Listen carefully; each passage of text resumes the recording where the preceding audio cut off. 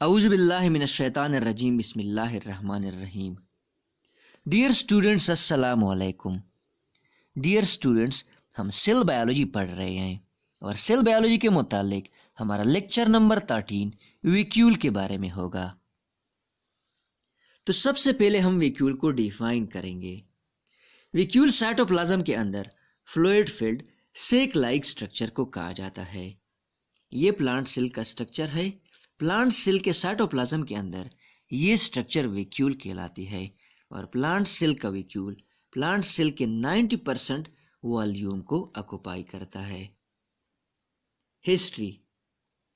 Vacuole को सबसे पहले स्पेलेंजेनी ने 1776 में स्टार शेप्ड स्ट्रक्चर के फॉर्म में अमीबा के साइटोप्लाज्म में देखा था और उसने इस स्टार शेप्ड स्ट्रक्चर को अमीबा का रेस्पिरेटरी सिस्टम करार दिया था, जो कि उसकी मिसकंसेप्शन थी और ये मिसकंसेप्शन तो दर्जिन ने 1841 में दूर की थी और उसके मुताबिक ये स्टार शेप्ड स्ट्रक्चर वैक्यूल है। इस वैक्यूल के बारे में शिल्डन ने 1842 में ये कहा था कि वैक्यूल वो स्ट्रक्चर है जो कि सेल शेप को रेस्ट ऑफ प्रोटोप्लाज्म से जुदा करती है, सेपरेट करती है। और 1885 में डिवेरिज ने वैक्यूल के मेम्ब्रेन को टोनोप्लास्ट का टर्म इस्तेमाल किया था। अक्रेंस। Vacuole plant cell, fungal cell, protists, animal cell और इसके साथ साथ बैक्टीरियल सेल्स में पाया जाता है। ओरिजिन। वैक्यूल या तो गोल्जी बॉडी से जो वेसिकल्स निकलते हैं उन वेसिकल्स के फ्यूजन से बनता है और या फिर जब एंडोसाइटोसिस होती है तो एंडोसाइटोसिस के दौरान सेल मेम्ब्रेन से बनता है। साइज। वैक्यूल का साइज वेरी करता है और इसका साइज सेल की रिक्वायरमेंट के साथ चेंज होता जाता है। वॉल्यूम। वैक्यूल तकरीबन सेल के 30 to 90% वॉल्यूम को ऑक्युपाई करता है। Number.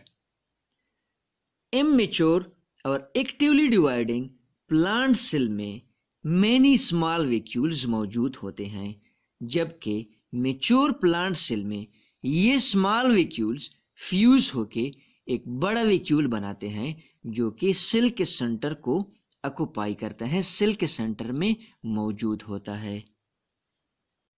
Position. Vacuole plant cell में सेल के सेंटर में प्रेजेंट होता है और एनिमल सेल में वैक्यूल सेल के साइड यानी पेरिफेरी में मौजूद होता है। स्ट्रक्चर। प्लांट वैक्यूल का स्ट्रक्चर 2 कंपोनेंट्स पर मुश्तमिल होता है। एक को टोनोप्लास्ट कहा जाता है और दूसरे को सेल शेप कहा जाता है। टोनोप्लास्ट। टोनोप्लास्ट वो सिंगल लेयर्ड मेम्ब्रेन है जो वैक्यूल को इनक्लोज करता है। Composition of tonoplast.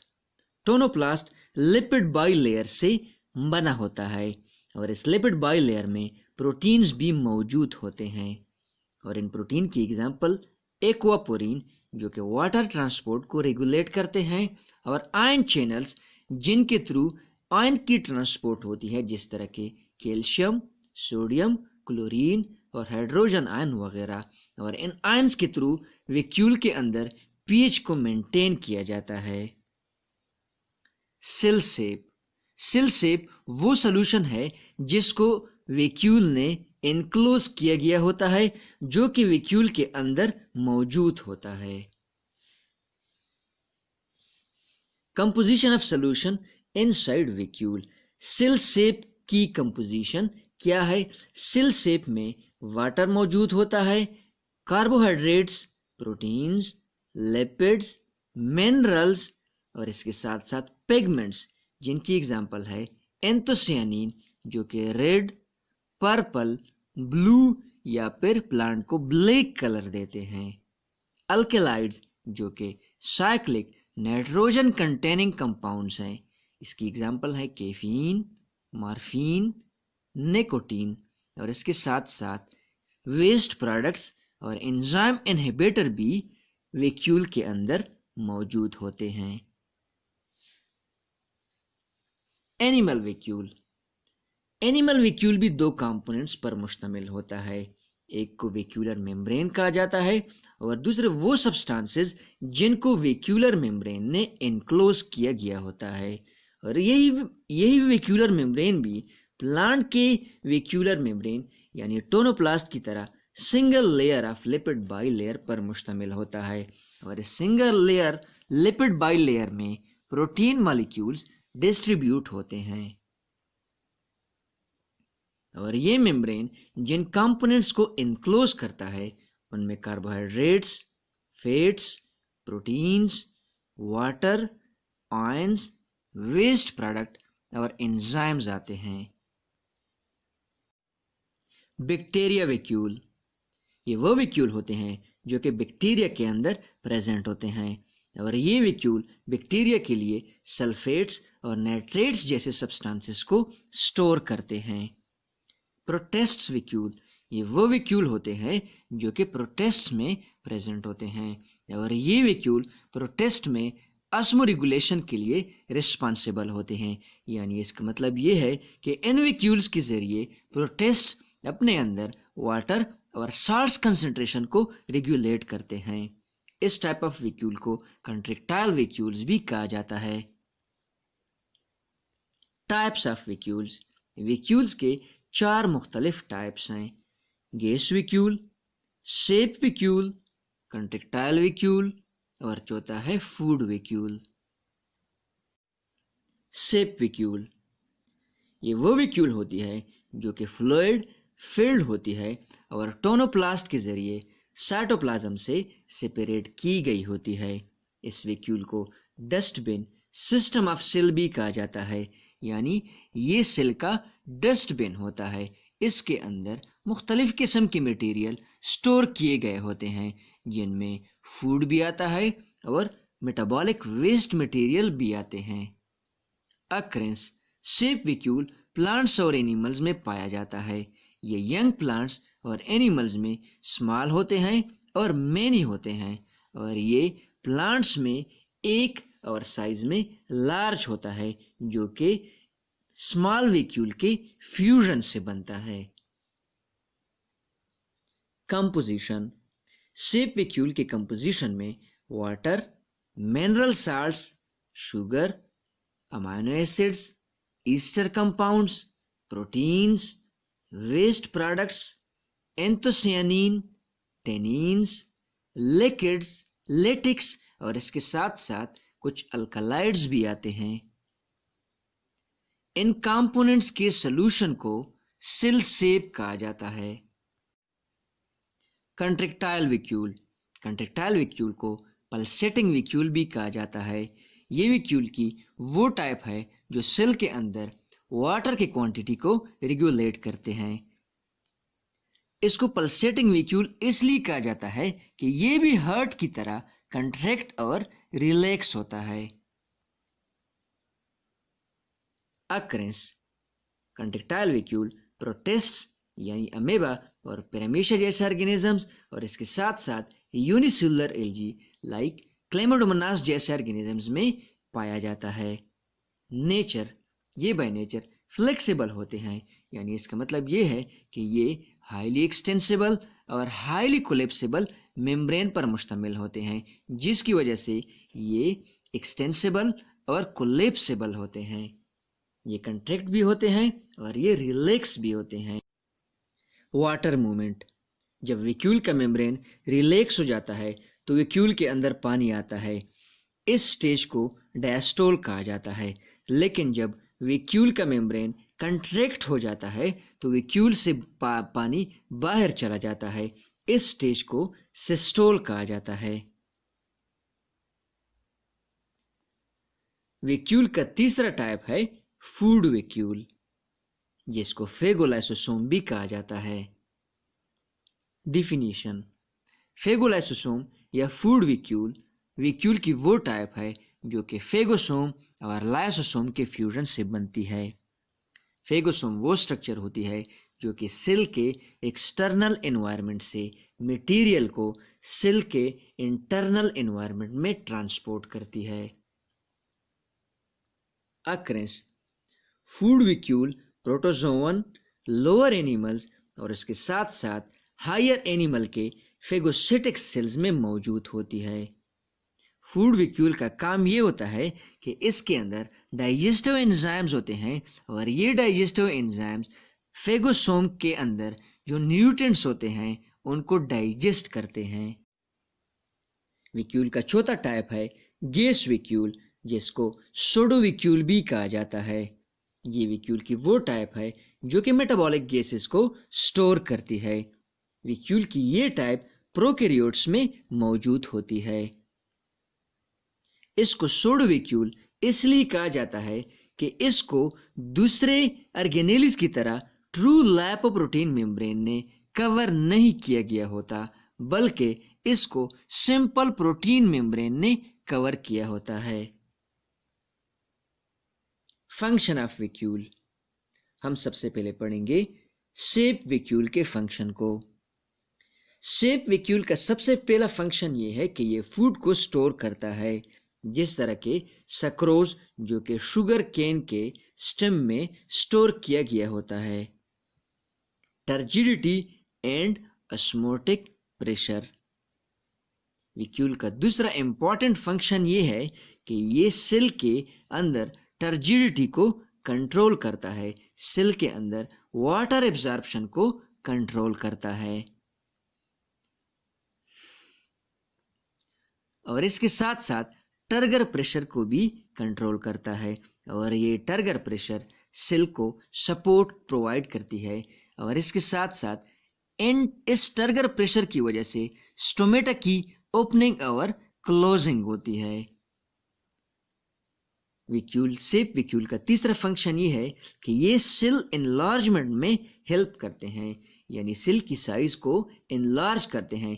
जब विक्यूल के अंदर बहुत सारा पानी आ जाता है तो सेल का साइज एनलार्ज हो जाता है। Waste removal. शेप विक्यूल का एक फंक्शन ये भी है कि ये वेस्ट मटेरियल को स्टोर करते हैं और इसके साथ साथ वेस्ट मटेरियल को रिमूव भी करते हैं। कलरेशन।